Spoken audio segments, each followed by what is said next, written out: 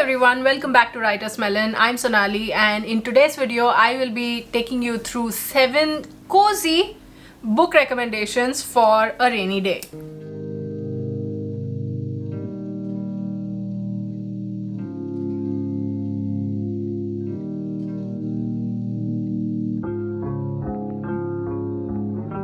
The rainy season is a time to settle down by the window or by a fireside or on a comfortable sofa with a steaming cup of chai or coffee by your side and a plate of pakoras, holding an amazing book in your hand and just losing yourself in that story, in those pages as the rain falls down outside with everything it's got. It's a time for cozy reads. It's a time for something that you can think about and something that you will retain throughout your life because of the memory it holds along with the rain falling outside. I have book recommendations for you which I think you will really enjoy. The cozy reads like Anne of Green Gables or Heidi I would every day suggest, but these are books that will make you think and that will make your cozy day even better. So without any further ado, let's dive right into this video and let me share with you the 7 cozy book recommendations that I have for you.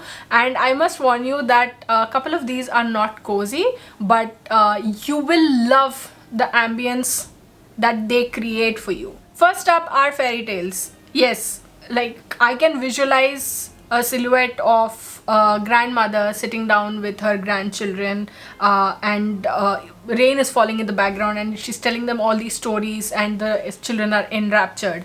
And this is a book that will do that if you tell these stories to your children because these are so fierce.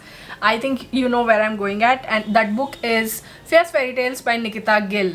Nikita Gill is an amazing poet. She's an amazing internet personality. She talks about feminism in ways that you never could even have thought of. She gives a feminist twist to the fairy tales that we all have grown up with, and it gives you a sort of hope, a sort of strength as you go through these pages, and it gives you a different perspective on everything that you have been seeing on in life. And I think this is a great book to settle down with on a rainy day and get the cogs of your mind turning and just make the world a better place by implementing the lessons that she's imparting to you from these fairy tales, because all fairy tales do that. They give you morals, they give you lessons. This is no less, and I would say that this is much better. Next is a book that I chose for its ambience, because every time I think of this book I think of bleak mansions and rain falling outside as the main character is trying to traverse through the corridors. And that book is Rebecca by Daphne du Maurier, and this is the story of the unnamed main character who falls in love with a rich widower called Maxim de Winter, and they get married and she goes from Monte Carlo to Manderley, which is the place in which this is set. Now the main character, she has to contend with the phantom of her husband's first wife, and she sees her everywhere. And as we are taken through this whole journey, it sort of begins with goosebumps and spine-chilling incidents, and we are taken on this whole adventure of sorts, but it is equally thrilling, equally terrifying, and equally horrifying in parts. This whole book has that atmosphere of intrigue and atmosphere of the dark and the rainy, and I feel like this would be a great companion for you on a rainy day. And if you don't like horror or if you scare easily, this will amplify that experience, but if you don't scare easy, then I still think this will be a great experience for you, especially given everything that will be going on around you when you pick this book up. Next is another collection of short stories or fairy tales or folk tales. There are 18 in this book if I'm not mistaken, and the book is called Circus, Folks and Village Freaks by Aparna Upadhyay Sanyal. This is a collection of 18 twisted tales in which the author talks about some people who are not accepted easily by society and how they find acceptance. They do it by finding a community for themselves, and each of these stories has a sort of a common thread going through all of them, and it becomes evident about halfway through the book. But I must say that each of these stories is simply brilliant, accompanied by the illustrations. These stories give you a different perspective on life, and they give you a different perspective on acceptance and love and warmth, and what extending these to people who are not lucky enough to have them will do for you as a person. It's a comparatively short book, and these stories are pretty easy to read, but they pack such a mighty punch that you will think about these for a couple of days at least. And I think thinking in that ambience is a great combination to have. Just sip on your chai or your coffee and think. Next is a book that is warm and emotional and funny and witty and whatnot. The book is called A Man Called Uwe by Frederick Backman. This is the story of Uwe, who is a grumpy old man and who doesn't want anything to do with the world. Now neighbors have moved in across from his home, in the home across from his home, and he has to contend with them invading his privacy. And there's a kid, the woman over there is sort of, she's being friendly and neighborly, but Uwe doesn't like it. And now what exactly happens in this whole situation? How does Uwe deal with it, and how his personality shows, how his character shows, forms the entire story. You wouldn't think that a book about a grumpy old man would be a lump of mush, but this is just that. It just fills you with warmth, and you just want to go dive into the pages and hug Uwe so bad, because you just want him to feel safe. And this is one book that will do exactly that for you, and I think this would be a great time to pick this book up if you haven't picked it up already. Highly recommend this. Please do read it. It's great, cozy, warm, emotional, lovely. Sometimes what you want to do is just escape the world and go and live on an island. An island in which you can enjoy the sun coming down on you, or you can enjoy the rain coming down on you. There is one book in which we talk about a Greek mythological character which does exactly that. I mean, I wouldn't say that it's the happiest of stories, but I still think that Cersei by Madeline Miller is a great book like that. Cersei is the daughter of the sun god Helios, and because of her affinity towards witchcraft and all, Zeus banishes her to an island called Aya, and there she sort of begins to harness her energies and her powers of her occult craft.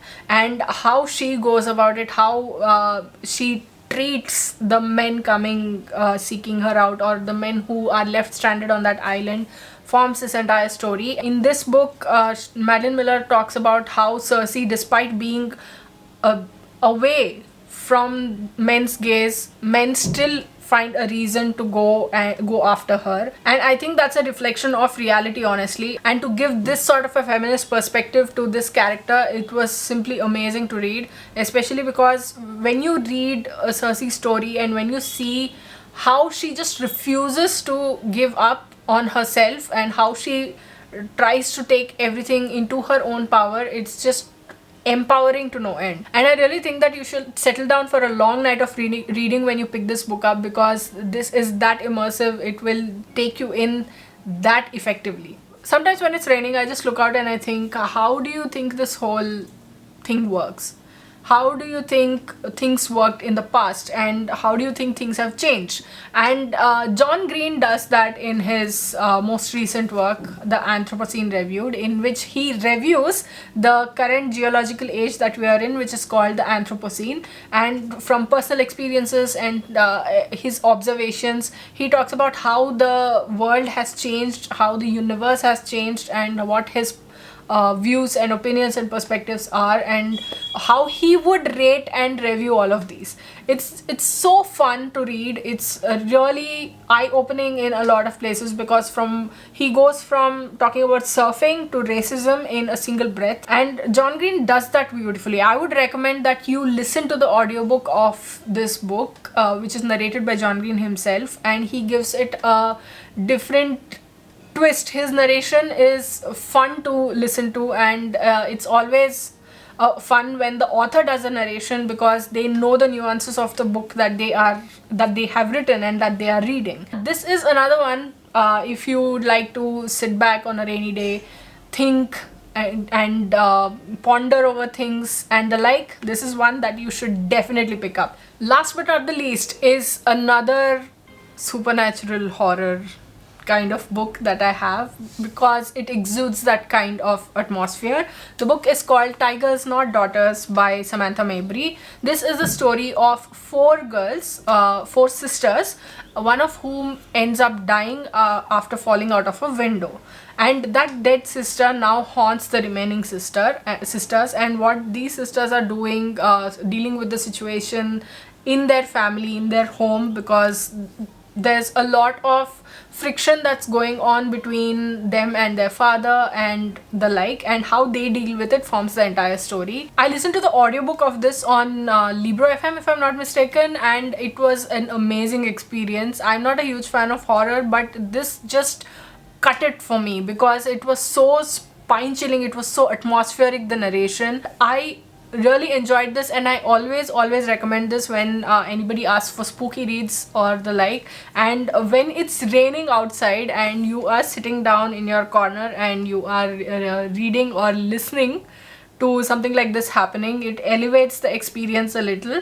So those were the cozy book recommendations that I had for you for a rainy day. I know these are not typically the cozy book recs that you will find, but these will be really effective in elevating your reading experience of these books. So I would highly recommend you to pick these books up and give them a go, and let us know in the comments what you thought of this video, and if you have any other recommendations, what's your favorite recommendation or a book that you go to for a rainy day. Let us know in the comments below. We would love to hear from you. If you like this video, then please like, share and subscribe, and hit that bell icon so that you can stay updated with our content. We have some amazing content coming up for you, so stay tuned, and we will see you in the next video. Until next time, bye and happy reading.